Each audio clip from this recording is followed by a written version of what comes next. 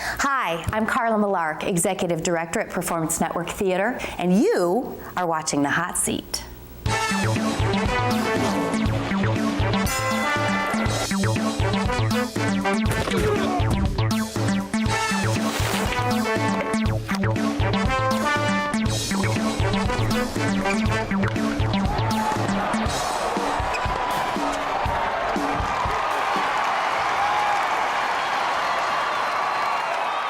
Well, first of all, Carla, I want to thank you for joining me today because I know you're a very busy person, and I know that you do a lot. So first of all, thank you so much for taking time out of your busy schedule and sitting down with me today. Well, it's my pleasure, Zach. Love to talk about theater. Oh, awesome. Thank you. That's why we're here. Well, one of the things I want to know from you is what really captivated you kind of early on in your career, or maybe when you were younger, to get into theater? Because I know a lot of people maybe in high school join theater guilds and go into acting, but don't continue it. So what really motivated you to continue? Well, you know, I started off from a music background. I sang in the church where I grew up in Port Sanilac, Michigan. From my very earliest memory is of singing in church and singing with my father's choral group in Port Sanilac. So music was kind of the gateway drug into theater for me. It kind of got me hooked on the whole performing thing. And then in grade school, of course, you know, one of my earliest recollections is of doing, I think it was a Halloween musical with my second grade class. And we had two performances, and the first was for a group of seniors that came in to see the cute kids on stage, you know, and I played the witch. I had the starring role in the second grade school play about Halloween. And for the curtain call, I went to take my bow, and I had this black pointy hat, and I took my bow, and my hat accidentally fell into my cauldron, and the place just broke out with laughter. It was my first big laugh that I ever got. And so I remember thinking in the second performance that we did, which was for another group, that when I did my curtain call, I had to make sure and time it so that when I took my bow, my hat fell off in the cauldron so I could get that laugh again. And I think that was when I first got hooked on that, you know, that kinetic response of an audience to your actions was that big laugh that I got for the very first time. So that's one of my earliest recollections. And from then on, I continued to seek out opportunities wherever I went. My father's barn was in the summertime in Port Sanilac turned into the Barn Theater. My father would literally drive the tractors out, and the local theater guild would move the stage and the chairs in. And I think I did my first play with them when I was 9. So it was just kind of, you know, inculcated in me from the time I can, my first memory has always been performing. Just has come naturally to me.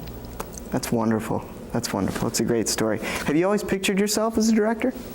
No, I didn't direct my first play. Well, you know, I guess I did direct a show in that summer theater once when I came home from Interlochen Arts Academy, which I went to for the full 4 years for private boarding school. From 9th grade to 12th grade, I went to Interlochen. And my summer job was to come home and work at the Barn Theater.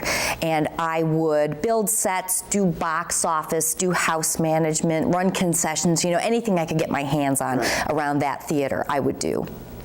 And my first directing piece I directed at the Barn Theater, a very small one act in the summertime. So that was my very first taste of it, but I didn't start directing full-time until I started working at Performance Network. Wow, that's wonderful. Thank you. See, I mean, wow, I mean, you started all the way from 9 years old to working your way up to now. That's wonderful. It's interesting because, you know, before we started filming, you and I were talking about finding your niche in life, you know, if you will, the thing that you really latch onto as your passion, your obsession, your career. And it's weird because not a lot of people's experience would necessarily be considered ideal grooming for a career in arts management. But mine, oddly enough, ended up being just that, because not only did I go to Interlochen full-time for acting and singing, performing arts, but in the summertime, my job was basically arts administration. I mean, I remember when I was probably 15 years old, selling advertising to the people in our town. Wow. To keep the Barn Theater going, Yeah. you know, and all of all of that skill set, all of those unique and different skills from on stage and behind the scenes have all sort of translated into now my job running Performance Network. So it's kind of odd and serendipitous that this is what I ended up doing, but it makes a lot of sense. Well, you know, a lot of people say that there are no coincidences, you know? Yeah. So, I mean, you've received all kinds of awards, and by talking with you and sitting with you, you would never know it. I mean, you're just so laid back and you're so modest, and you seem like the person that doesn't like to toot your own horn. But I'm going to have you do this here a little bit, okay?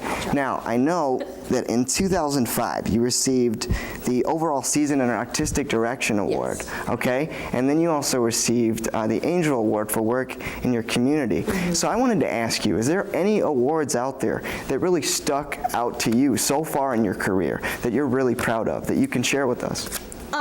Both of those awards were high points for me. The Angel Award, because it was specifically for service to the LGBT community.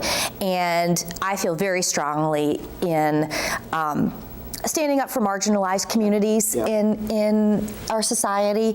I feel strongly that that community needs to be just as represented as any other community on stage, and so it's been sort of a personal thing for me. And so because it's so personal, to be recognized for that is really special.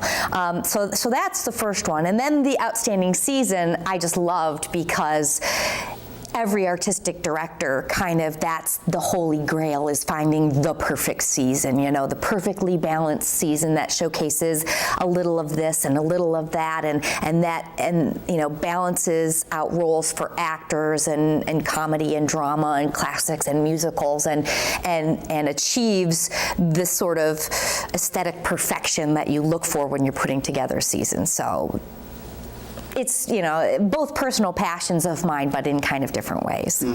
I mean, do you have an ultimate goal in theater? I mean, I know you've won all kinds of awards, and you're working here now, you know, in a great facility with wonderful staff. I mean, is your ultimate goal to continue to work here, or what is your ultimate goal? My ultimate goal is to be associated with a theater that is nationally recognized and has a national impact on the greater world of theater. Now, by that, I don't necessarily mean I want to be on Broadway, because for me, a lot of the important work that's getting done in the national theater scene is not happening in New York. It's happening in the fringe, in the Midwest.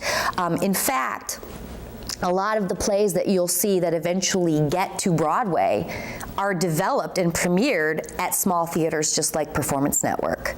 That's where they're workshopped, that's where they come to life, that's where the playwright is given the wiggle room and the freedom to really try and fail, or have 3 plays premiere before they get their hit that finally goes on to New York. And it's, you know, in a lot of ways, the places you don't hear about on a national level are the places that are the proving ground for a lot of the really important work that's coming out of New York right now. As you look at what you're working on now, and I'm going to talk about that with The Baker's Wife, but I mean, the fact that you guys are so open to new ideas and new plays and new things that people in LA and New York and Chicago may not be open to. We have, because of the structure of the nonprofit theater. It's kind of a unique model, which means that 50% of our revenue comes from ticket sales and 50% comes from contributions. Because of that, we don't place all of our eggs in one basket. We don't put all of our eggs in the commercial basket like a Broadway producer would. A Broadway producer has got to sell tickets in order to not close the show. So a Broadway producer has to make safe choices.